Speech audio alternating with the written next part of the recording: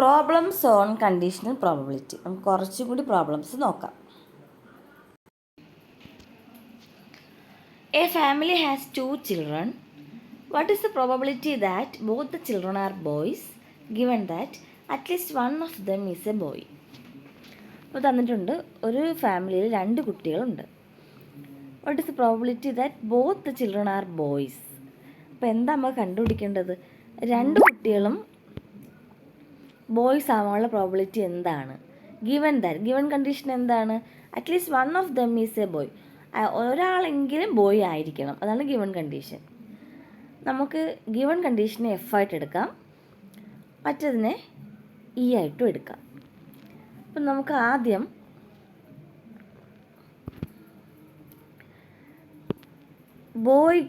Boy നമുക്ക് small B കൊണ്ടും ഗേളിനെ സ്മോൾ ജി കൊണ്ടും റെപ്രസെൻ്റ് ചെയ്യാം.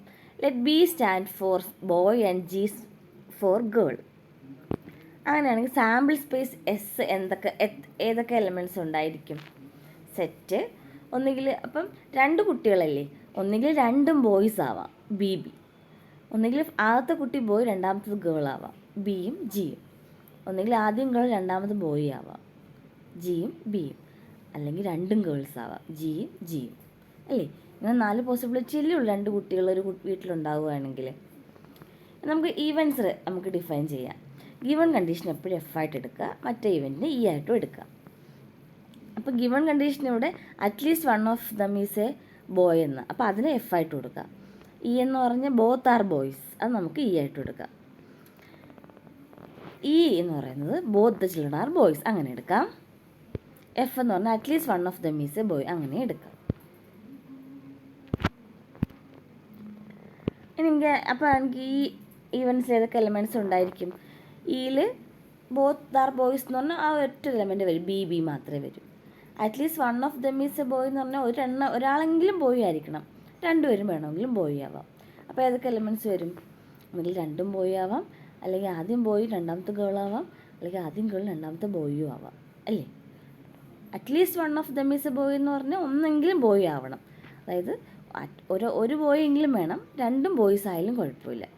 അങ്ങനെ വരുന്ന ഈ 3 പോസിബിലിറ്റി അല്ലേ ഉള്ളൂ. ഇനി നമുക്ക് probability of E given F ആണ് കണ്ടുപിടിക്കേണ്ടത്. അന്നേരം ഇ ഇൻ്റർസെക്ഷൻ എഫ് വേണ്ടേ? അപ്പം നമുക്ക് ആ സെറ്റും കൂടെ കണ്ടുപിടിച്ച് വയ്ക്കാം. ഇ ഇൻ്റർസെക്ഷൻ എഫ് എന്ന് പറഞ്ഞാൽ ഈ ഇക്കും എഫിനും കോമൺ ആയിട്ട് ബി മാത്രമല്ലേ ഉള്ളൂ. അപ്പോൾ ഇ ഇൻ്റർസെക്ഷൻ എഫിൽ ഒരേ എലമെൻറ്റേ ഉള്ളൂ, ബി. ഇനി P of E given F ആണ് നമുക്ക് കണ്ടുപിടിക്കേണ്ടത്. ഫോമുല വെച്ച് P of intersection F by P of F. നമുക്കപ്പോൾ എന്തൊക്കെ കണ്ടുപിടിക്കണം? പി ഓഫ് ഇൻ്റർസെക്ഷൻ എഫ് എന്താണെന്ന് അറിയണം, പി ഓഫ് എഫ് എന്താണെന്ന് അറിയണം.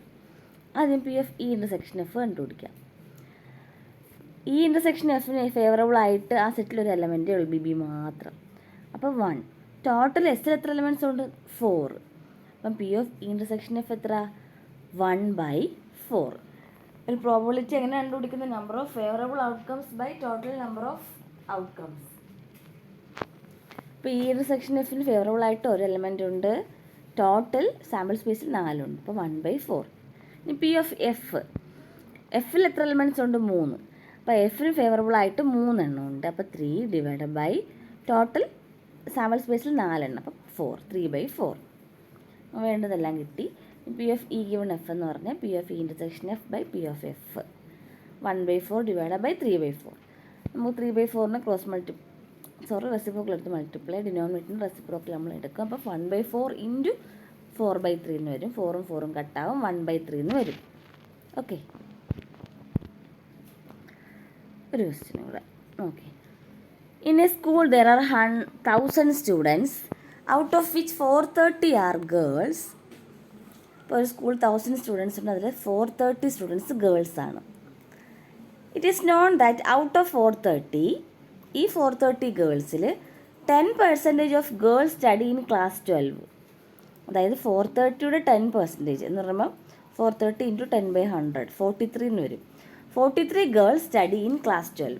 ഈ 430 ഗേൾസിൽ 43 ഗേൾസ് 12th ഗേൾസ് ആണ്. What is the probability that A student chosen randomly studies in class 12 given that chosen student is A girl? ഇപ്പോൾ ഗിവൺ കണ്ടീഷൻ എന്ന് പറഞ്ഞാൽ ആ ചോസ് ചെയ്ത കുട്ടി ഒരു ഗേളാണ്.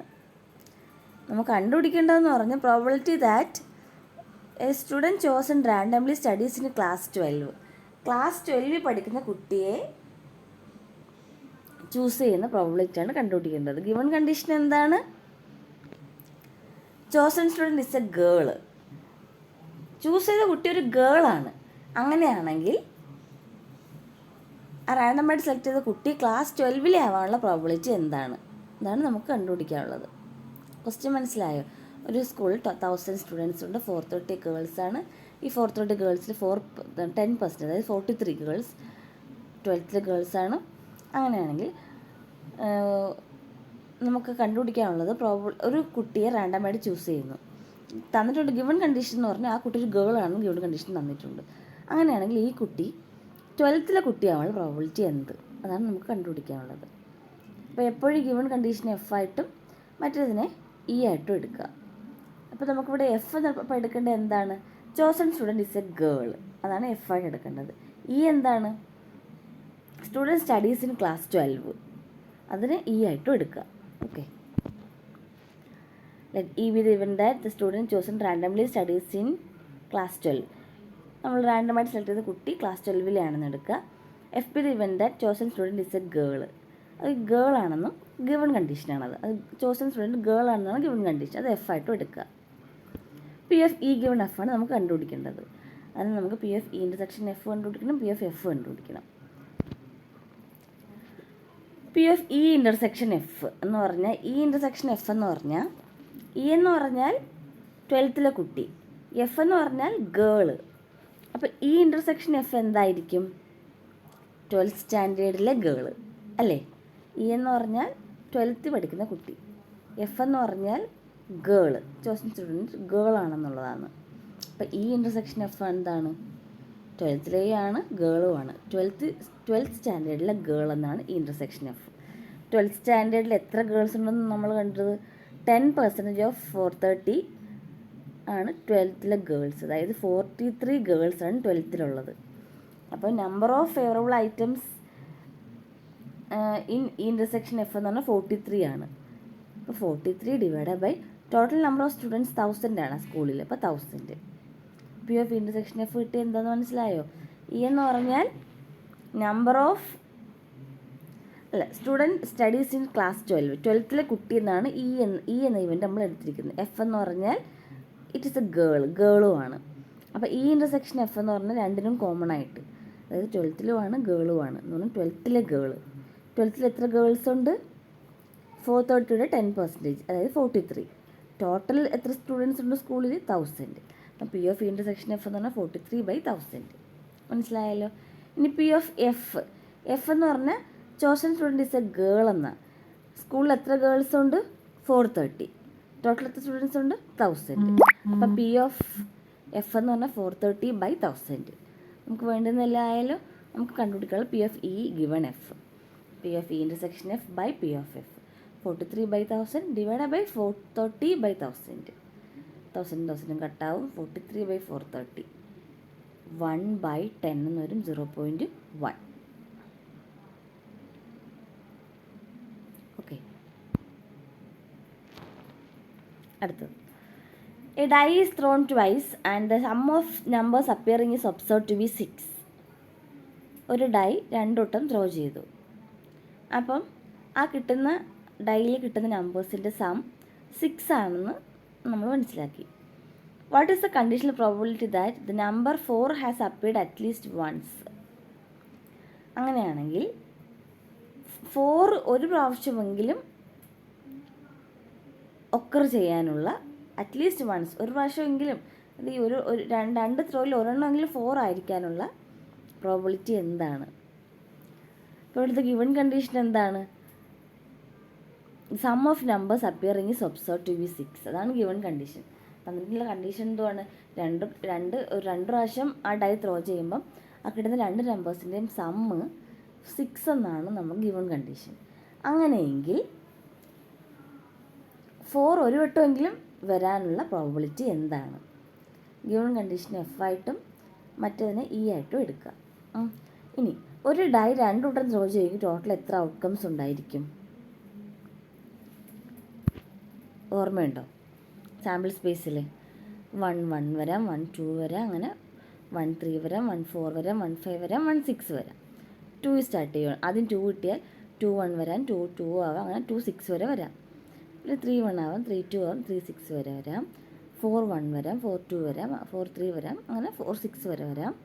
5 1 വരാം, 5 2 വരാം, 5 3 വരാം, അങ്ങനെ 5 6 വരെ വരാം. 6 1 വരാം, 6 2 വരാം, 6 3 വരാം, 6 4 വരാം, 6 5 വരാം, 6 6 വരാം അല്ലേ. അപ്പോൾ ഇത്രയും പോസിബിലിറ്റീസാണ് ഉള്ളത്. നമുക്ക് ഒരു ഡൈ 2 വട്ടം ത്രോ ചെയ്യുമ്പോൾ ഇത്രയും പോസിബിലിറ്റീസാണ് ഉള്ളത്. മൊത്തം എത്ര എണ്ണം ഉണ്ട് ആ സാമ്പിൾ സ്പേസിൽ? 36 ഔട്ട്കംസ്. ഇപ്പോൾ 36 ഔട്ട്കംസ് 6 × 6 36 അല്ലേ. അപ്പോൾ ഒരു ഡൈ 2 വട്ടം ത്രോ ചെയ്യുകയോ 2 ഡൈ ഒരുമിച്ച് ത്രോ ചെയ്യുകയോ ഒക്കെ ചെയ്യുമ്പോൾ 36 ഔട്ട്കംസ് വരാം. ഇതിൽ നമുക്ക് ഇനി 2 ഇവൻറ്റ്സ് ഇയും എഫും ഡിഫൈൻ ചെയ്യണം. ഗിവൺ കണ്ടീഷൻ എഫ് എന്നും മറ്റേതിനെ ഇ എന്നും എടുക്കുക. അപ്പോൾ ഗിവൺ കണ്ടീഷൻ എന്ന് പറഞ്ഞാൽ സം ഓഫ് നമ്പർ 6 എന്നുള്ളതാണ് ഗിവൺ കണ്ടീഷൻ. അപ്പോൾ നമുക്ക് എഫ് ആയിട്ട് എടുക്കാം. F be sum of numbers ഈ 6. ഇ എന്തുവാ? Number 4 appeared at least once. അതാണ് ഇ ആയിട്ട് എടുക്കേണ്ടത്. നമുക്ക് നോക്കാം. അപ്പോൾ എഫിൽ ഏതൊക്കെ എലമെൻറ്റ്സ് വരാം? എഫ് എന്ന് പറഞ്ഞാൽ സം 6 എന്ന് വരാണെന്നുള്ളതില്ലയോ. അപ്പം 1 5 വരാം, സം 6 അല്ലയോ. ഇനി 2ഉം 4ഉം വരാം, 3ഉം 3ഉം വരാം, 4ഉം 2ഉം വരാം, 5ഉം 1ഉം വരാം. സം 6 വരെ ഇത്രയും പോസിബിലിറ്റീസ് അല്ലേ ഉള്ളൂ. അപ്പോൾ എഫിൽ ഇത്രയും ഔട്ട്കംസ് ആണ് ഉള്ളത്. ഇനി ഇ എന്ന് പറഞ്ഞാൽ number 4 has appeared at least once. 4 ഒരു വട്ടമെങ്കിലും 4 ആവണം. ഒരു വട്ടമെങ്കിലും 4 വരണമെന്ന് പറഞ്ഞാൽ ഒന്നുകിൽ ആദ്യം 4 വരാം, അല്ലെങ്കിൽ രണ്ടാമത്തത് 4 ആവാം.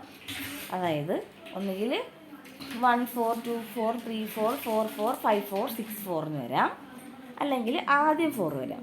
4 1 4 2 4 3 4 4 ഒരു വട്ടം നമ്മൾ എഴുതേണ്ട ആവശ്യമില്ല. ഒരു വട്ടം നമ്മൾ എഴുതി കഴിഞ്ഞു. നമ്മൾ റിപ്പീറ്റ് ചെയ്ത് ഒരിക്കലും എലമെൻറ്റ് റിപ്പീറ്റഡ് ആയിട്ട് എഴുതത്തില്ല.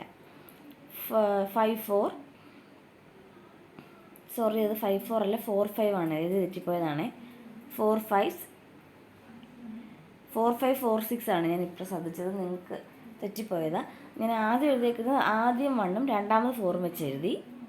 അടുത്ത എഴുതേണ്ടതെന്ന് പറഞ്ഞാൽ ആദ്യം എല്ലാം 4ഉം രണ്ടാമത്തെ നമ്പേഴ്സ് മാറി മാറി അങ്ങനെ എഴുതേണ്ടത്. അപ്പോൾ ഇവിടെ വരേണ്ടത് 4 5ഉം 4 6ഉം ആണ്. എഴുതിയ ശ്രദ്ധിക്കാതെ എഴുതിയതാണ്. നിങ്ങളത് മാറ്റി എഴുതിക്കോണം. അതായത് ഇയിൽ വരുന്ന ഔട്ട്കംസ് എന്ന് പറഞ്ഞാൽ ഇ എന്ന് പറഞ്ഞാൽ ഒരു വട്ടമെങ്കിലും 4 വരണം എന്നുള്ളതാണ്. 4 അപ്പീസ് അറ്റ്ലീസ്റ്റ് വൺസ്. അങ്ങനെയാണെങ്കിൽ നമുക്ക് ഒരു ഡേ 2 വട്ടം ത്രോ ചെയ്യുമല്ലേ. ഒന്നുകിൽ നമ്മൾ ആദ്യം എല്ലാം 4 വെച്ച് എഴുതാം, അല്ലെങ്കിൽ രണ്ടാമതെല്ലാം 4 വെച്ച് എഴുതാം. ഞാനിവിടെ രണ്ടാമത് 4 വരുന്നതാണ് ആദ്യം എഴുതിയിരിക്കുന്നത്. അതായത് 1 4 2 4 3 4 4 4 5 4 6 4. ഇനി അടുത്തത് ആദ്യം എല്ലാം 4 വെച്ച് എഴുതാം. 4 1 4 2 4 3 4 4 ഒരു വട്ടം എഴുതണ്ട, ഒരു വട്ടം എഴുതി കഴിഞ്ഞു. അടുത്തത് 4 5 4 6 വരേണ്ടത് ഞാൻ ഇവിടെ മാറ്റി എഴുതിക്കും. നിങ്ങൾ കറക്റ്റാക്കി എഴുതിക്കോണം. ഓക്കെ. ഇനി നമുക്ക് ഈ ഇൻ്റർസെക്ഷൻ എഫ് വേണ്ടേ. അതായത് ഇയും എഫിനും കോമൺ ആയിട്ടുള്ള എലിമെൻറ്റ്സ് എന്ന് പറയുമ്പോൾ എന്തോ ഉണ്ട്? 2 4ഉം 4 2. അതിലേ വരത്തുള്ളൂ. 4 ഒരു വട്ടമെങ്കിലും വരണ്ടേ. അപ്പോൾ ഈ ഇൻ്റർസെക്ഷൻ എഫിൽ ആകെ 2 എലമെൻറ്റ്സ് ഇവർ 2 4ഉം 4 2ഉം. നമുക്ക് പ്രോബിലിറ്റി കണ്ടുപിടിക്കാം. P of intersection F. Intersection എഫിന് ഫേവറബിൾ ആയിട്ട് 2 എലമെൻറ്റ്സേ ഉള്ളൂ. അപ്പോൾ 2 ബൈ ടോട്ടൽ എസ്സിൽ 36 ഔട്ട്കംസ് ഉണ്ട്. അപ്പോൾ 36 2 ബൈ 36. ഇനി പി ഓഫ് എഫ്. എഫിൽ നമുക്ക് എത്ര ഔട്ട്കംസ് എഫിലുണ്ട്? 1 2 3 4 5 ഔട്ട്കംസ് എഫിലുള്ളൂ. അപ്പോൾ പി ഓഫ് എഫ് എന്ന് പറയുമ്പോൾ 5 ബൈ 36. നമുക്ക് കണ്ടുപിടിക്കേണ്ടത് P of E given F. P of intersection F by P of F എന്ന് പറയുമ്പോൾ 2 ബൈ 36 ഡിവൈഡ് ബൈ 5 ബൈ 36. നമുക്ക് ഡിനോമിനേറ്ററിൻ്റെ റെസിപ്രോക്കൽ എടുക്കുമ്പോൾ 36 ബൈ 5 കൊണ്ട് മൾട്ടിപ്ലൈ ചെയ്യുക. 36ഉം 36ഉം കട്ടാവും. 2 ബൈ 5 എന്ന് ആൻസർ വരും. ഓക്കെ. ഒരു ക്വസ്റ്റ്യൻ നോക്കാം. A die is thrown 3 times. Events A and B are defined as below. A die is thrown 3 times. Events A and B are defined as follows. A 4 on the third throw, B 6 on the first and 5 on the second throw. Find the probability of A given that B has already occurred. അപ്പം നമുക്ക് നോക്കാം. ഇപ്പം തന്നേക്കുന്നതെന്ന് പറഞ്ഞാൽ ഒരു dye 3 വട്ടം throw ചെയ്യുന്നു. അപ്പോൾ ഒരു വട്ടം ത്രോ ചെയ്താൽ 6 ഔട്ട്കംസ് ഉണ്ടായിരിക്കും. 2 വട്ടം ത്രോ ചെയ്യുമ്പം 6 സ്ക്വയർ 36 ഔട്ട്കംസ് ഉണ്ടായിരിക്കും. 3 വട്ടം ത്രോ ചെയ്യുകയാണെങ്കിൽ 6 ക്യൂബ് 216 ഔട്ട്കംസ് ഉണ്ടായിരിക്കും. അപ്പോൾ ഈ സാമ്പിൾ സ്പേസിൽ മൊത്തം ഒരു ഡൈ 3 ഡ്രോ ചെയ്യുന്നുണ്ട് 216 ഔട്ട്കംസ് മൊത്തം ഉണ്ട്. നമുക്ക് അത്രയും കൊണ്ട് നേരത്തെ എഴുതാൻ പറ്റത്തില്ല. അതുകൊണ്ട് 216 ഔട്ട്കംസ് 6 ക്യൂബ് ഔട്ട്കംസ് 216 അത്ര ഉണ്ടെന്ന് മനസ്സിൽ വിചാരിക്കുക. ഒരു ഇവൻ്റ് എ ഡിഫൈൻ ചെയ്തിരിക്കുന്നത് എങ്ങനെയാണ്? 4 appears in the third throw. അപ്പം 3 വട്ടം ഒരു ഡൈ ത്രോ ചെയ്യുന്നു, അതിൽ മൂന്നാമത്തതിന് 4 കിട്ടുന്നു. ഇങ്ങനെയാണ് നമ്മൾ എ ഡിഫൈൻ ചെയ്തിരിക്കുന്നത്. അന്നേരം നോക്കിയേ, ഒരു ഓർഡറിൽ അങ്ങ് എഴുതണം, അല്ലെങ്കിൽ നമുക്ക് മിസ്സായിപ്പോൾ. ആദ്യം 1 ഫിക്സ് ചെയ്തുകൊണ്ട് ലാസ്റ്റ് 4 നമ്മൾ ഫിക്സ് ചെയ്തിരിക്കുന്നത്. കാരണം ലാസ്റ്റ് 4 കിട്ടുന്ന ഔട്ട്കംസ് മാത്രമേ നമ്മൾ എഴുതുന്നുള്ളൂ. അപ്പോൾ എല്ലാ ഔട്ട്കംസിലും ലാസ്റ്റ് 4 മൂന്നാമത്തെ എലിമെൻറ്റ് 4. നമുക്ക് ആദ്യം ഫസ്റ്റ് എലിമെൻറ്റ് 1 ആക്കി ഫിക്സ് ചെയ്യാം, സെക്കൻഡ് എലിമെൻറ്റ് ചേഞ്ച് ചെയ്ത് എഴുതാം. 1 1 4 1 2 4 1 3 4 1 4 4 1 5 4 1 6 4. ഇനി ഫസ്റ്റ് എലിമെൻറ്റ് 2 ആക്കുന്നു. അപ്പോൾ 2 1 4 2 2 4 2 3 4 2 4 4 2 5 4 2 6 4. അത് എനിക്ക് ഫസ്റ്റ് എലിമെൻറ്റ് 3 ആക്കി എഴുതുന്നു, 4 ആക്കി എഴുതുന്നു, 5 ആക്കി എഴുതുന്നു, 6 ആക്കി എഴുതുന്നു. അപ്പോൾ അത് എത്ര എണ്ണം കിട്ടും? ഓക്കെ, 1 2 3 4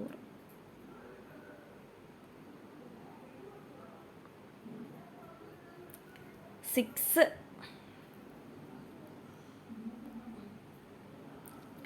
നമുക്കിവിടെ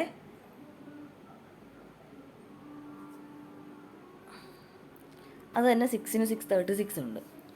ഇനി ബി എന്ന് പറഞ്ഞാൽ പറഞ്ഞിരിക്കുന്നത് ആദ്യത്തേത് ഫസ്റ്റ് ഔട്ട്കം 6 കിട്ടണം, സെക്കൻഡ് ഔട്ട്കം അതായത് ഫസ്റ്റ് ത്രോയിൽ 6 കിട്ടണം, സെക്കൻഡ് ത്രോയിൽ 5 കിട്ടണം എന്നാണ് പറഞ്ഞിരിക്കുന്നത്. ബി എന്ന ഔട്ട്കം. ബി എന്ന് ഇവന് ഡിഫൈൻ ചെയ്തിരിക്കുന്നത് ഫസ്റ്റ് ത്രോയിൽ 6, സെക്കൻഡ് ത്രോയിൽ 5, തേർഡ് ത്രോയിൽ എന്താണെന്ന് പറഞ്ഞിട്ടില്ല. പക്ഷേ ഫസ്റ്റ് ത്രോയിൽ 6 എന്നും സെക്കൻഡ് ത്രോയിൽ 5 ആണെന്ന് ഫിക്സ് ചെയ്ത് പറഞ്ഞിട്ടുണ്ട്. അതാണ് ബി എന്ന ഔട്ട്കം. അപ്പോൾ നമുക്ക് ഏതൊക്കെ വരാം? തേർഡ് ത്രോയിൽ 1 വരാം. ആദ്യത്തെ 2 ഫിക്സ് ചെയ്തിട്ടുണ്ട്. ആദ്യത്തെ 6, രണ്ടാമത്തെ 5 ആണെന്ന് പറഞ്ഞിട്ടുണ്ട്.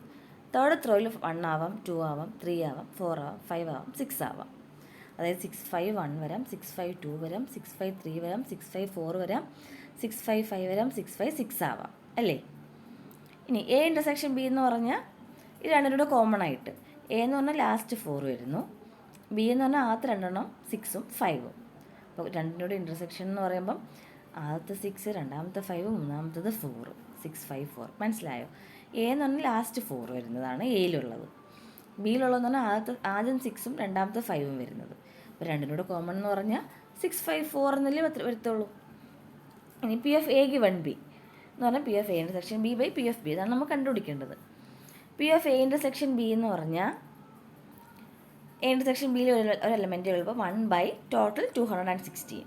ഇനി പി ഓഫ് ബി നമുക്ക് വേണം. പി ഓഫ് ബിയിൽ മൊത്തം 6 എലമെൻറ്റ്സ് ഉണ്ട്. അപ്പോൾ 6 by 216. P of A given B എന്ന് പറഞ്ഞാൽ 1 ബൈ 216 ബൈ 6 ബൈ 216. 1 ബൈ 6 എന്ന് വരും. ഓക്കെ.